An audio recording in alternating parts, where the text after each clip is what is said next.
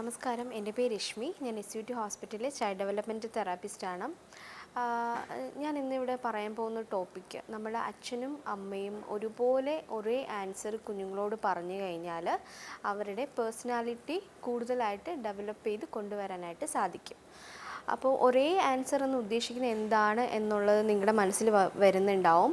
ഞാൻ പറഞ്ഞത്, ഇപ്പോൾ കുഞ്ഞുങ്ങൾ ചെയ്യാൻ പാടില്ലാത്ത ഒരു കാര്യമാണ് അവർ ആവശ്യപ്പെടുന്നത്, അല്ലെങ്കിൽ നമുക്ക് പറ്റില്ല എന്ന് പറയേണ്ട ഒരു കാര്യമാണ് അവർ ആവശ്യപ്പെടുന്നതെങ്കിൽ നമ്മൾ നോ എന്ന രീതി തന്നെ അവരോട് സംസാരിക്കണം. അതായത് പറ്റില്ല എന്നുള്ള ഒരു ഒറ്റ ആൻസറിൽ തന്നെ നമ്മൾ നിൽക്കണം എന്നുള്ളതാണ്. അപ്പോൾ അതിന് ആവശ്യമായിട്ട് വേണ്ടത് നമ്മുടെ അച്ഛൻ്റെയും അമ്മയുടെയും പാരൻസിൻ്റെ യൂണിറ്റിയാണ്. ഇവർ രണ്ടുപേരും ഒരേ സ്വരത്തിലായിരിക്കണം ഈ ഒരു ആൻസർ പറയേണ്ടത്.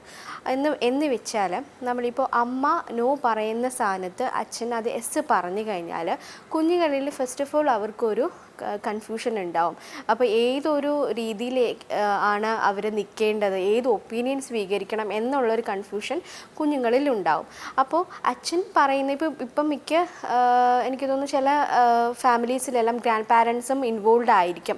അച്ഛൻ, അമ്മ, ഗ്രാൻഡ് പാരൻസ്, കുഞ്ഞുങ്ങൾ, അങ്ങനെയായിരിക്കും ചില കുടുംബങ്ങൾ കണ്ടുവരുന്നത്. അപ്പോൾ ഈ പാരൻസ് പറയുമ്പോൾ ഗ്രാൻഡ് പാരൻസ് എസ് അതിവിടെ പറയുവാണെങ്കിൽ കുഞ്ഞുങ്ങൾ കൂടുതലായിട്ട് സേഫ് മോഡിൽ പോകുന്നത് എസ് പറയുന്ന രീതിയിലായിരിക്കും. കാരണം അവരുടെ ബ്രെയിന് പെട്ടെന്ന് അതിലോട്ട് പോകാനായിരിക്കും ചാൻസസ് കൂടുതൽ. ഉദാഹരണം പറയുവാണെങ്കിൽ, നിങ്ങളൊന്ന് കണ്ണടച്ചിരിക്കുക, എന്നിട്ട് ഞാനിപ്പോൾ പറയുവാണെങ്കിൽ നിങ്ങൾ ഒരു കാരണവശാലും റെഡ് റോസ് നിങ്ങൾ മൈൻഡിൽ കൊണ്ടുവരരുത്.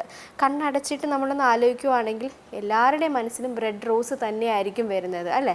അപ്പോൾ അതുപോലെ തന്നെയാണ് കുഞ്ഞുങ്ങളുടെ മൈൻഡും. നമ്മൾ നോ പറയുന്ന ആ ഒരു രീതിയിലാണ് മീൻസ് അവർ ചിന്തിക്കുന്നതെങ്കിൽ ആ ഒരു നോ എന്നൊരു അക്സെപ്റ്റൻസ് അവർക്ക് എസ് ആക്കി മാറാൻ വേണ്ടിയിട്ടുള്ള മൈൻഡ് സെറ്റ് ആയിരിക്കും കുഞ്ഞുങ്ങളിൽ വരുന്നത്.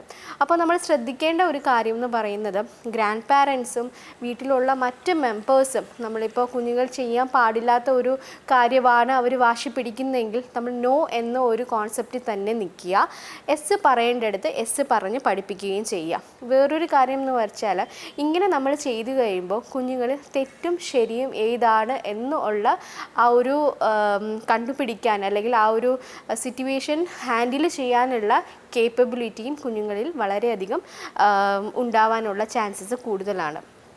അതുകൊണ്ട് തന്നെ നമ്മൾ ശ്രദ്ധിക്കേണ്ട, നമ്മൾ എല്ലാ കാര്യത്തിലും നോ അല്ല, ബട്ട് അവർക്ക് ഡിസിഷൻ എടുക്കുമ്പോൾ തെറ്റാണ് എന്ന് നമുക്ക് തോന്നുന്ന കാര്യങ്ങളിൽ നമ്മൾ നോ പറയുക. മാത്രമല്ല, അവരിൽ ചെയ്യുന്ന കുറച്ച് ശരിയുണ്ട്, അത് നമുക്ക് തിരുത്തി എസ്സിലോട്ട് കൊണ്ടുവരാം എന്നുള്ള കാരണങ്ങൾ അല്ലെ എന്നുള്ള രീതി ഉണ്ട് എന്നുണ്ടെങ്കിൽ നമ്മൾ കഴിവതും അവർക്ക് എസ് പറഞ്ഞ് നോ പറയുവാണെങ്കിൽ തന്നെ നമ്മൾ അതിൻ്റേതായ വ്യക്തമായ റീസൺ പറഞ്ഞു കൊടുക്കുക. എന്തുകൊണ്ടാണ് നമ്മൾ നോ പറയുന്നത്, അതിനൊരു ആൾട്ടർനേറ്റീവ് ആയിട്ടൊരു സൊല്യൂഷൻ നമ്മൾ കുഞ്ഞുങ്ങൾക്ക് കൊടുക്കേണ്ടത് വളരെയധികം അത്യാവശ്യമാണ്. കാരണം അവർ ചിന്തിക്കും, നമ്മൾ എന്ത് പറഞ്ഞാലും അമ്മയും അച്ഛനും അല്ലെങ്കിൽ നമ്മൾ നോ എന്ന ഒരു ആൻസറാണ് കേൾക്കുന്നത്. അത് കേൾക്കുമ്പോൾ തന്നെ അവർക്കൊരു ഫെഡപ്പ് ആയിരിക്കും. സോ നമ്മൾ എന്തുകൊണ്ട് നോ പറയുന്നു, അതിൻ്റെ കാരണം എന്താണെന്നുള്ളത് വ്യക്തമായിട്ട് തന്നെ വിശദീകരിച്ച് നമ്മൾ കൊടുക്കാനും നമ്മൾ ബാധ്യസ്ഥരായിരിക്കണം. നമ്മൾ വീട്ടിലുള്ള എല്ലാവരും ഒരേ ഒരു ഒപ്പീനിയനിലാണ് കുഞ്ഞുങ്ങളെ വളർത്തിക്കൊണ്ട് വരുന്നതെങ്കിൽ കുഞ്ഞുങ്ങളുടെ പേഴ്സണാലിറ്റി ഡെവലപ്മെൻറ്റ് കൂടാനുള്ള ചാൻസസും കൂടുതലാണ്. ഇത്രയും കാര്യങ്ങൾ മനസ്സിലായി കാണുമെന്ന് വിശ്വസിക്കുന്നു. Thank you.